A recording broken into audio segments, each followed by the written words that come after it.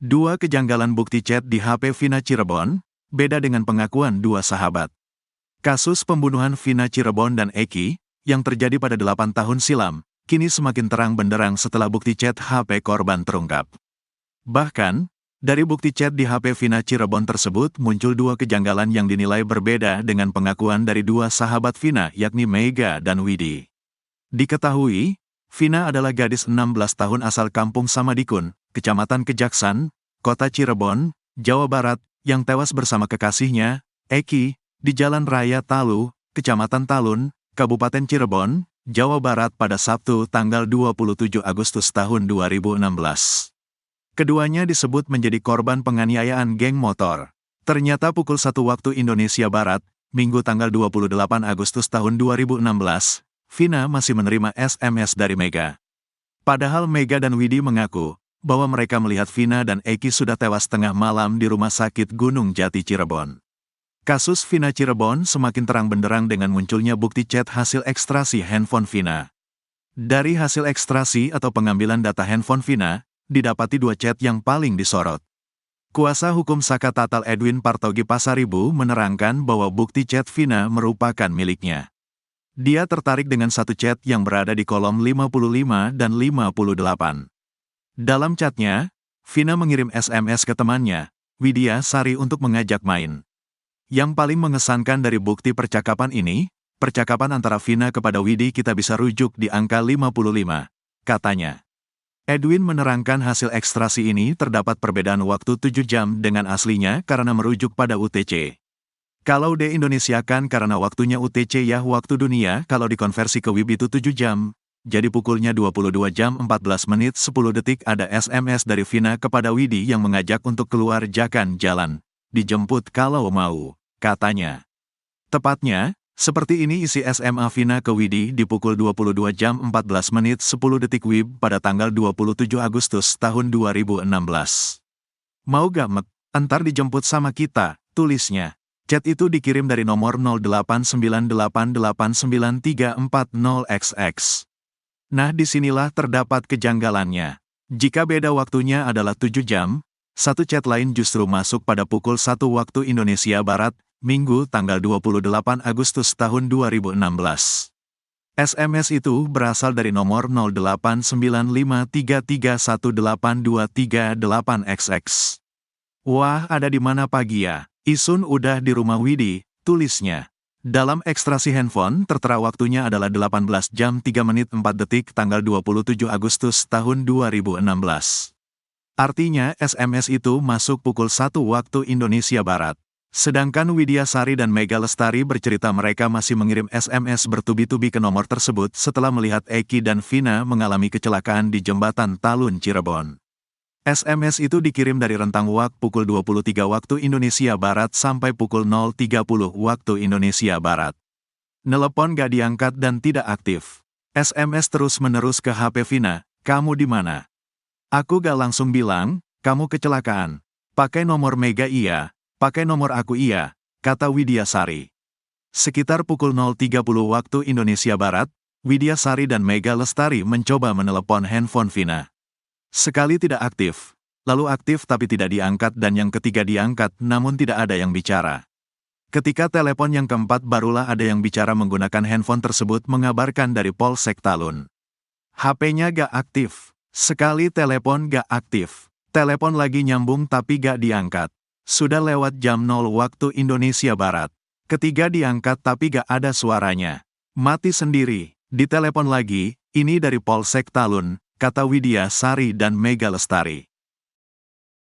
Hasil pemeriksaan Rudiana di Mabes Polri bocor, bakal gantikan terpidana kasus Vina. Hasil pemeriksaan Ibtu Rudiana oleh Propam di Mabes Polri, atas kasus pembunuhan Vina Cirebon dan Eki, bocor ke publik. Bahkan disebut-sebut, berdasarkan hasil pemeriksaan itu, Rudiana bakal menggantikan 7 terpidana kasus Vina Cirebon dalam BUI. Diketahui, Vina adalah gadis 16 tahun asal kampung Samadikun, Kecamatan Kejaksan, Kota Cirebon, Jawa Barat, yang tewas bersama kekasihnya, Eki, di Jalan Raya Talu, Kecamatan Talun, Kabupaten Cirebon, Jawa Barat pada Sabtu tanggal 27 Agustus tahun 2016. Keduanya disebut menjadi korban penganiayaan geng motor. Nasib Ibtu Rudiana CS yang kini menjalani pemeriksaan di Mabes Polri dibocorkan orang dalam. Rudiana CS saat ini tengah diperiksa secara intensif oleh Bareskrim Polri untuk mengungkap kasus Vina yang terjadi 2016 silam. Mereka yakni Ibtu Rudiana, Aris Papua dan Gugun Gumilar. Kuasa hukum Ibtu Rudiana, Mardiman Sane tak menapik jika kliennya sudah 3 malam berada di Bareskrim Polri, Jakarta. Pemanggilan Rudiana terkait dengan penyelidikan tim khusus, tim sus, bentukan Kapolri, Jenderal Listio Sigit Prabowo, untuk mengungkap kematian Vina dan Eki di Cirebon 2016 silam. Menurutnya, tak hanya Ibtu Rudiana, namun penyidik kasus Vina di tahun 2016 turut diperiksa di Bareskrim Polri. Bang, izin saya sekarang lagi di Bareskrim bersama dengan teman-teman penyidik 2016, kata Rudiana seperti diceritakan Mardiman di program Sapa Indonesia Pagi, Kompas TV, Selasa, tanggal 6 Agustus tahun 2024. Rudiana juga mengaku akan berbicara jujur tentang kasus kematian anaknya bersama sang pacar. Saya lagi di Bareskrim, mohon doanya, yang jelas saya akan menceritakan seterang-terangnya tanpa ada yang saya tutupi sedikit pun terhadap persoalan ini, kata Rudiana kepada Mardiman. Di sisi lain, nasib Ibtu Rudiana CS yang kini menjalani pemeriksaan di Mabes Polri dibocorkan oleh orang dalam. Hal itu diungkap kuasa hukum Saka Tatal, Yasin saat menggelar siaran langsung di TikTok yang diunggah oleh akun @mamamuda_channel82 pada Rabu, tanggal 7 Agustus tahun 2024. Bahkan, ia menyebut jika Ibtu Rudiana CS terancam masuk bui. Insya Allah, Rudiana, Aris Papua dan Gugun masuk bui walaupun secara konkret belum disampaikan tapi insya Allah. Mudah-mudahan kebenaran tetap berada di kita yang berjuang, ujar kuasa hukum Saka Tatal, Yasin yang mengatakan meski baru kisi-kisi, tetapi informasi itu didapatkan dari orang yang sangat kompeten di institusi tersebut. Yasin menyebut Rudiana CS bakal menggantikan posisi ketujuh terpidana kasus Vina Cirebon yang kini terbelenggu di dalam penjara.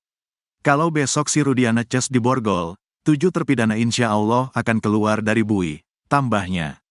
Jika terbukti bersalah, Rudiana CS akan disidang etik lalu tim kuasa hukum Saka Tatal menuntut agar mereka dilakukan pemberhentian secara tidak dengan hormat, PTDH. Tim kuasa hukum Saka Tatal juga meminta agar Rudiana CS baru dijebloskan ke dalam bui setelah menjadi warga sipil biasa. Kalau Rudiana sudah di PTDH maka dia menjadi sipil biasa, kedudukannya sama dengan kita. Dia akan masuk penjara sipil. Kawan-kawan 7 terpidana sudah siap mempelonco, tambahnya. Ia berharap kabar yang didapatnya dari orang dalam itu tidak lari jauh dari kenyataan. Kasus Vina rekayasa. Sementara itu, ex-Wakapolri, Komjen Pol Purn Ogroseno menyebut bahwa kasus pembunuhan Vina dan Eki di Cirebon pada 2016 lalu ada rekayasa yang jelas yang terlihat dari laporan polisi saat kasus tersebut terjadi. Sejak awal sudah jelas peristiwa ini rekayasanya kasat mata. Mulai dari laporan polisi peristiwa tanggal 27 Agustus diubah menjadi tanggal 31, ujar Ogroseno dilansir dari kanal YouTube Nusantara TV. Ia juga menyebut nama ayah Eki, Ibtu Rudiana yang telah membuat laporan peristiwa tersebut. Menurutnya, Ibtu Rudiana seharusnya tak melaporkan tentang kronologi runtut kasus Vina dan Eki itu. Sehingga, ia mengaku heran bagaimana Ibtu Rudiana bisa mengetahui kronologi lengkap kasus tersebut yang ditulis di dalam laporannya. Tanggal 31 juga laporannya seolah ada 8 orang, padahal Ibtu Rudiana pada saat itu dia tidak tahu peristiwa. Dia tahu peristiwa dari mana? Dengar dari orang disebutkan satu persatu. Kan kita bingung di sini membaca laporan polisinya, ungkapnya. Ex-Wakapolri bongkar kehebatan Rudiana di kasus Vina Cirebon. Terbongkar kehebatan Ibtu Rudiana dalam kasus pembunuhan Vina Cirebon dan Eki. Ia disebut mampu mengendalikan satu polres. Adalah ex-Wakapolri Komjen Purn Ogroseno yang membocorkan kehebatan Ibtu Rudiana di kasus Vina Cirebon.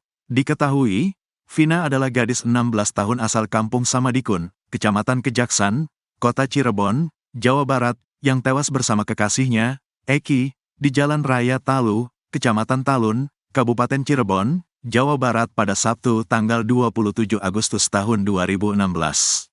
Keduanya disebut menjadi korban penganiayaan geng motor. Menurut Ogroseno, Rudiana yang saat itu masih berpangkat Aibtu ternyata bisa mengendalikan satu polres. Hal itu berdasarkan keyakinan Ogroseno bahwa kasus Vina Cirebon itu merupakan rekayasa.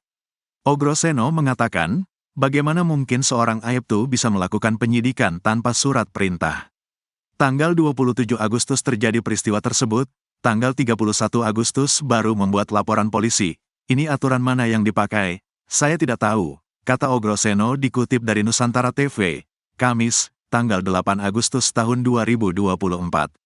Namun rupanya berdasarkan wawancara terbaru Ibtu Rudiana, ia mengaku bahwa yang ia lakukan tahun 2016 itu karena atau berdasarkan persetujuan dari atasannya pada saat itu, yakni Panit Narkoba.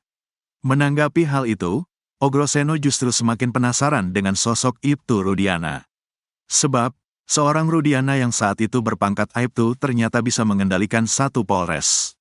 Atasannya harus diperiksa, katakanlah sebagai Kasubnit atau Aibda itu, kan di atasnya ada Panit, Wakasat, ada Kasat, Wakapolres, Kapolres, jelasnya. Bisa mengendalikan atasannya hingga ke level Kapolres, kata dia, membuktikan bahwa Rudiana saat itu memiliki power yang cukup besar. Itu artinya, saat kejadian tahun 2016 itu, jajaran Polresta Cirebon Kota menyerahkan penyidikan kepada seorang Aibtu. Bisa mengendalikan satu polres ini kan menurut saya seorang Aibtu yang hebat sekali, kata Ogroseno. Rudiana, menurut dia, memiliki peran yang tidak main-main di Polresta Cirebon Kota. Bagi saya menarik perhatian, peran seorang Aibtu seperti Pak Rudiana di Polres ini menurut saya sangat luar biasa, kata dia. Sebab menurut Ogroseno, setiap peristiwa harus dilaporkan kepada pimpinannya. Jika melibatkan adanya kematian, maka sudah semestinya pimpinan mengambil alih. Jangan diserahkan ke pangkat yang di bawahnya, tegas Ogroseno. Saya tidak tahu kenapa Kasat sersediam. Wakasat sersediam, apakah mereka tidak katakan kumpul semua, tambahnya. Apalagi, kata dia, kasus Vina Cirebon ini juga tidak dilengkapi dengan Scientific Crime Investigation, SCI. Menanggapi hal itu, kuasa hukum Ibtu Rudiana, Elza Syarif tetap berkeyakinan kalau Vina dan Eki tewas karena dibunuh. Ini memang pembunuhan, dilihat dari visum dan foto, kata Elza Syarif. Hal itu dikuatkan dengan kesaksian Suroto yang mengaku membuka helm Eki dan melihat darah bercucuran. Semua hancur dan rahangnya lepas, karena dia sempat dijahit semuanya, kata Elza.